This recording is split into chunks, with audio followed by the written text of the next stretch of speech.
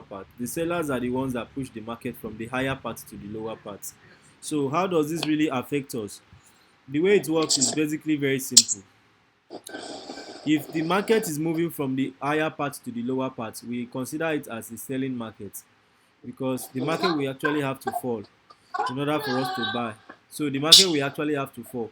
And some of the things we consider as, please, if you can mute yourself, it will be okay so that it does not disrupt us. So some of the things we look out for are all these things. These things are price rejections. We call them price rejection. These are some of the confluence factors that determines how we get into the market based on sellers' interest. When we see a lot of all of these things in the market, we consider this market to be to have chances of us having sellers in the market. You know, when we get to see all of these things, it gives us this belief that, oh, sellers are interested in getting into this market and pushing the price from where it is to the lower side. Uh, if you can help me mute yourself, I would really appreciate it, because of the noise from your side. So basically, we will be like, okay, let us see if this market is going to fall lower from where it is. Normally, that is what we call analysis or speculation. So if this market is to fall lower, it is to fall to this place, right? Because right now we have movement like this. We see that the selling pressure is quite low, and we are looking for a way for us to have the main movement, which is towards the upside, that will be stronger. So now, in order for the market to buy, it must first sell. So for any market that have to sell, it must first buy. For any market that have to buy, it must also sell. So it's vice versa. So now, this candlestick that you're looking at here is called rejection. Now, the white candle is the bullish candle. Bullish candle is like the buying candle, the one that goes up, right? So some people change it. It's just a color changing. It's not like there is any big deal here. It's just a color I changed. There is nothing too serious about this thing I'm doing right now. I just had to change color, which is the main reason why we are having black and we are having red and white on our screen. It's just a perspective thing. It's like a personal reason. It's not like it's going to affect the market in any way. So that being said, so the white one represents that the market is going to go up. We look at it for the bulls. Bulls means the buyers. I said the white one for the buyers. Then the what is it called? It means that the market is going to fall, which means even if it falls, it doesn't mean you're losing money. Please don't get it wrong. Even if the market falls, it doesn't mean you're losing money. The market going up or going down, it's best for you as a financial analyst to look for a suitable condition or trading situation and get into the market and then maximize your profits. It's not like there's anything wrong with the market going up or going down, because people often ask if the market is going up, if you're making money, and if it is going down, you're losing money. If you've speculated that the market is going to go up, and then in your own analysis, you're trading that the market is going up, and then the market goes down, obviously you're going to have to lose some money to the market. All right, you're going to lose money. There is no two ways about it. So if your analysis says that the market is going to is going to fall, and then the market starts to go up, you're also going to lose money. But the situation where you make money is simply when you analyzed that the market is going to go up, and truly the market is going up. That therefore means that you're going to make money because it's in your favor. All right. So that's how it is, because if the market doesn't go in the way you speculated it to go, you're going to actually have to lose some money. And that's nobody's fault. It is based on your own belief, based on what you know. It's just like reading for exams. If you read for exam, then you probably fail. You're not going to hold anybody responsible, because it is exactly what you know that you wrote down. And if it doesn't come out well, you're not going to hold anybody responsible other than yourself. The only thing you will say is that, oh, don't worry, next time I'm going to do my best. I know I'm good. I have to just put in the work, behind closed doors, and then give it my best, and then see what comes up after that. We all have had those trying times in our early days in school, whereby we were a little bit psychologically affected by our results, and then we had to like plan on going extremely extra hard. So it doesn't really mean that when you lose money that you don't know what you're doing. Please don't get it twisted. The business of forex is a business that you actually have to lose money, and then you make money. So it's just like in life, you can't live without falling sick. I've never seen it before. So there are some things that are permanently inevitable. They are like constant, part of life.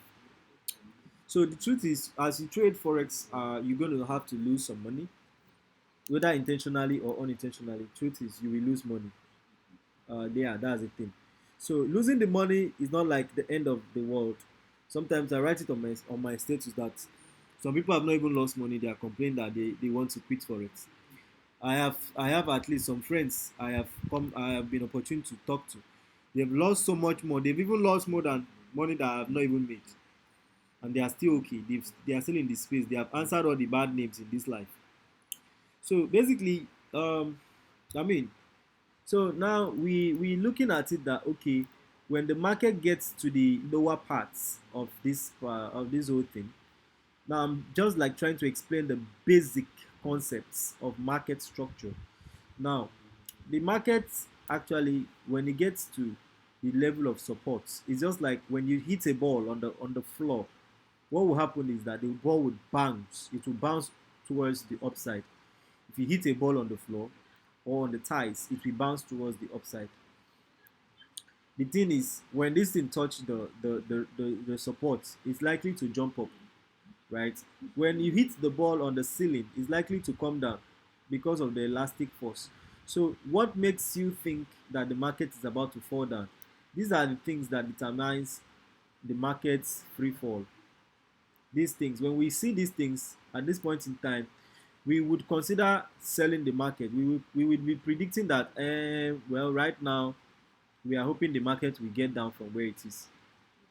You know, we'll start speculating that the market will fall for a particular place, that we will leave the market if it doesn't go according to plan. You know, if it goes according to plan too, where do you leave the market so it doesn't make you look greedy?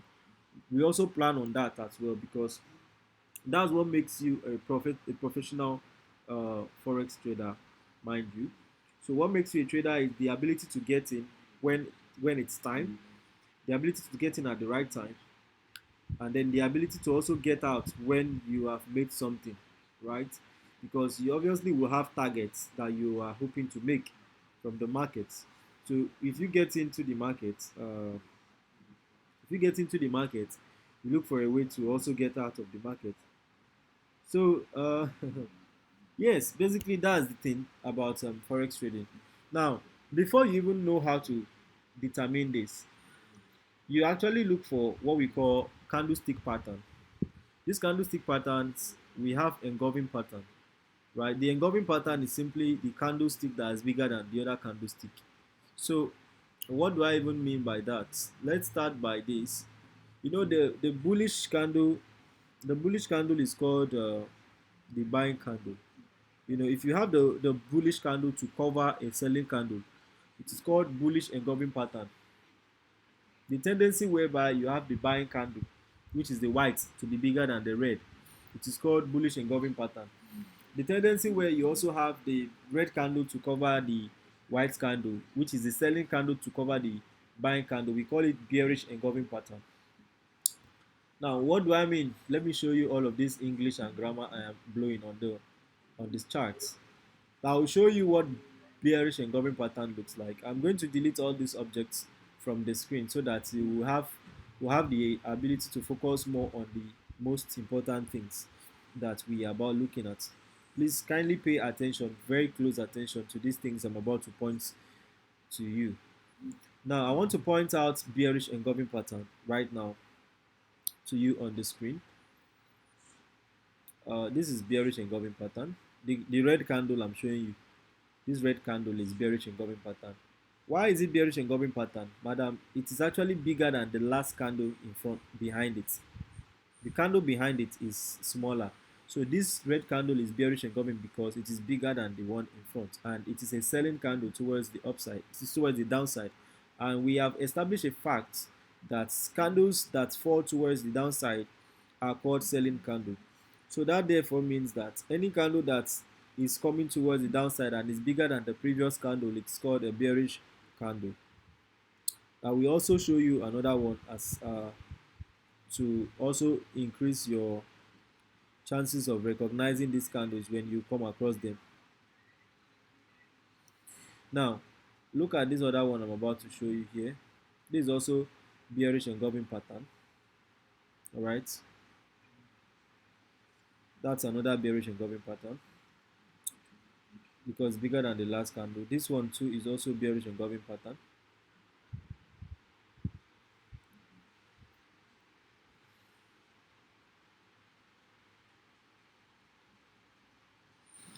Are you with me?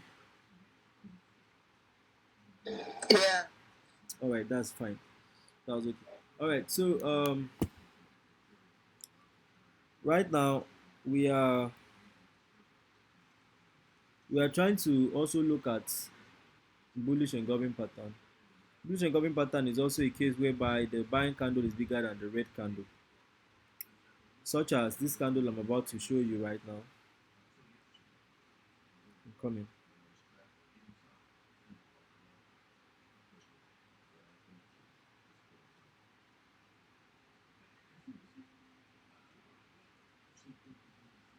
I'm coming, please. I'm trying to close my trades. I'm just trying to close this trade because it's misbehaving a lot. And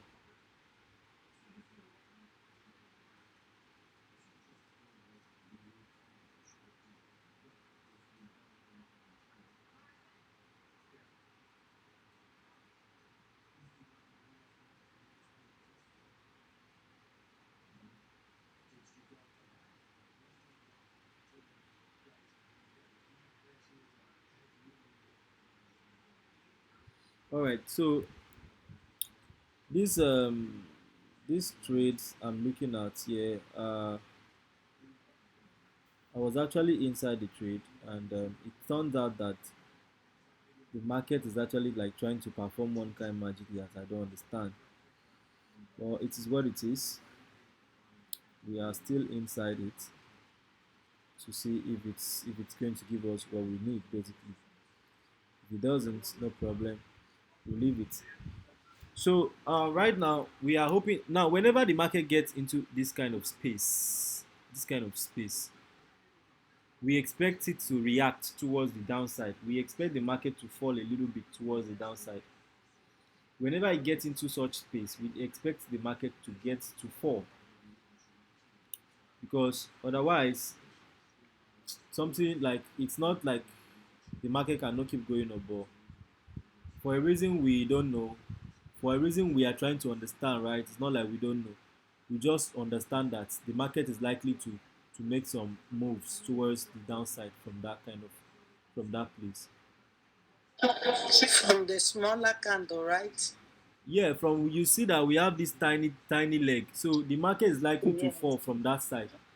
So that's the thing we are looking at. The market is likely to make some changes from that angle. The market is likely to also fall down. So that's the thing we are like still paying attention to, as the case may be.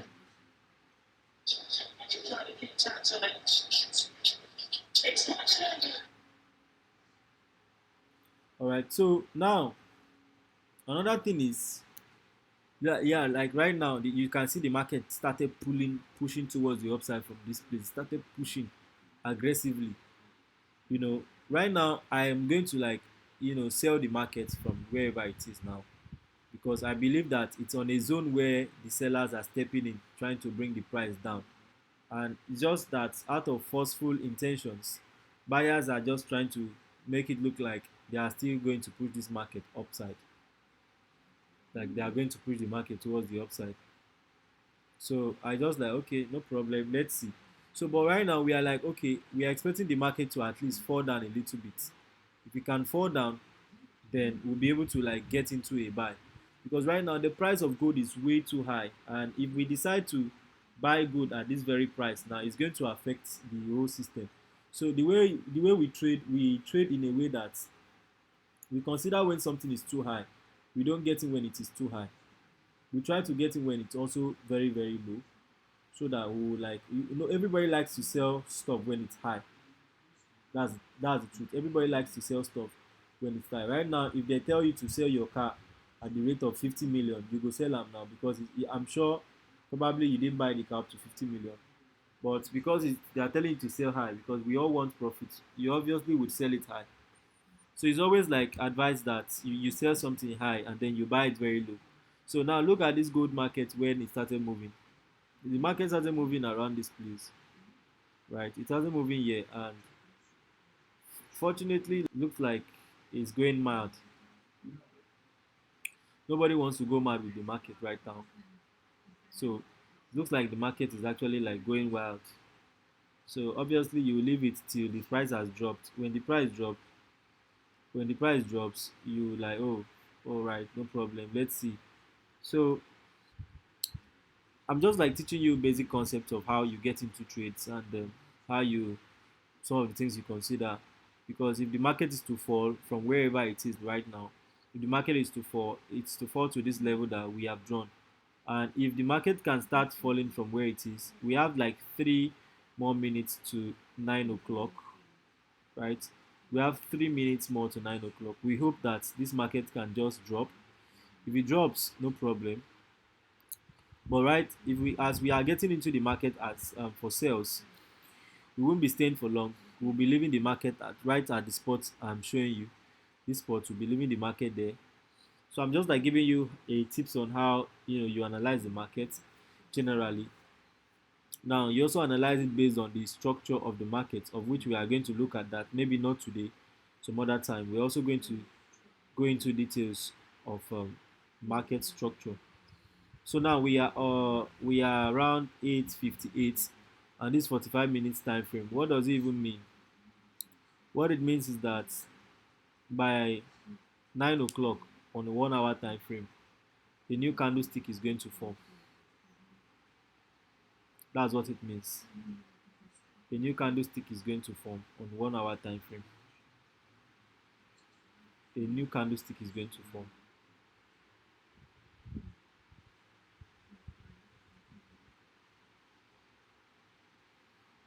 Do you understand me?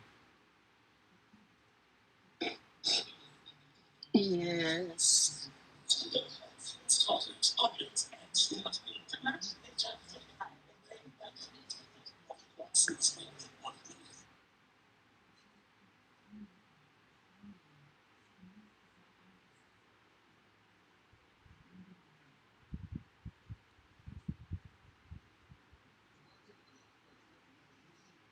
Okay, so before we proceed, do you have any question?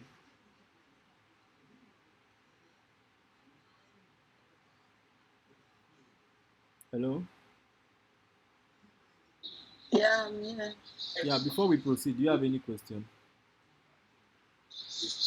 Yeah, I'm still lost around the candles. Can we use red and green? Yeah, you can change the color actually if you want. It's just the color I'm using. You can change the color if you want anytime. It's just that I'm telling you that in terms of my own red, Uh, my own red is the white you're seeing. In my own red is the red. The green I change it to white in my case. There is nothing too serious. It's just color changes and it's perspective. It's a personal thing. okay. Yeah, it's a personal thing. It's nothing too serious, honestly. Yeah, I know, I know. Okay, Yeah, okay. yeah, it's a So personal I thing. will replace the white with the green. Now, can you see And that? green. Can you see that on the 1 hour time frame there's a new candle that has opened? See, Yeah, from the top. yes, a new candle has opened right now. A new candle has opened. Okay. Yes, a new candle has opened from the top. It's like it's going higher for sale. Higher is to sell, higher is to buy. Buy, sorry, sorry. Lower you sell, higher you buy. Yes, So green stands for buy. yes, green stands for buy. Lower, red, bad market you sell. Uh-uh. Did you say bad? No, I never said that. As in price don't come down, I don't come down, no hands. Ah, You know bad though. Oh, that win-win. yay. Okay. Oh.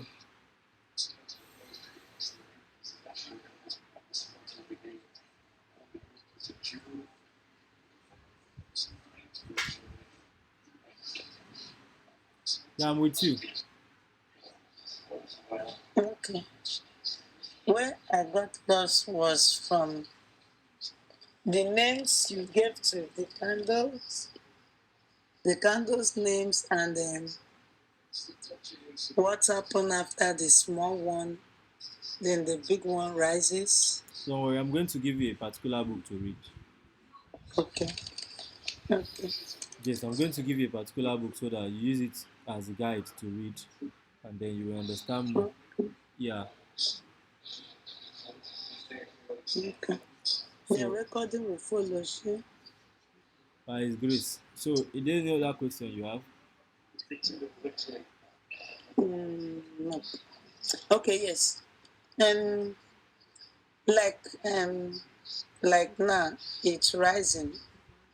The white one for buy.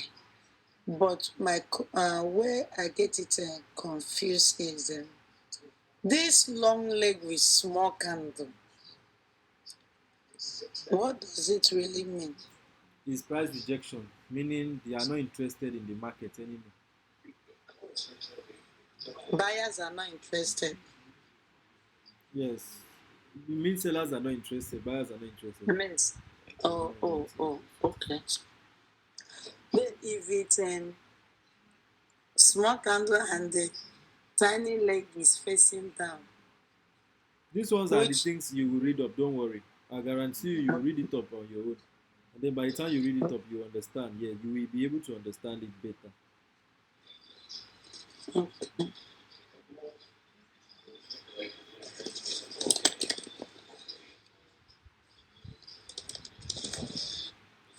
So for now, I'm going to send you the book for you to read up on these things, and then so that you will be able to pay attention to everything you need by yourself. is it a printed something? You can print it if you want. It's just a PDF. Yeah, it's better. And please let it be in color. No, Can that be possible? it's uncolored, man. Okay. All right, no problem. So yeah, good night for now, and on our next class, I just pray you show up. I will, sure, sure. All right, no problem. Thank you and good night. Thank you. I appreciate it. God bless. All right.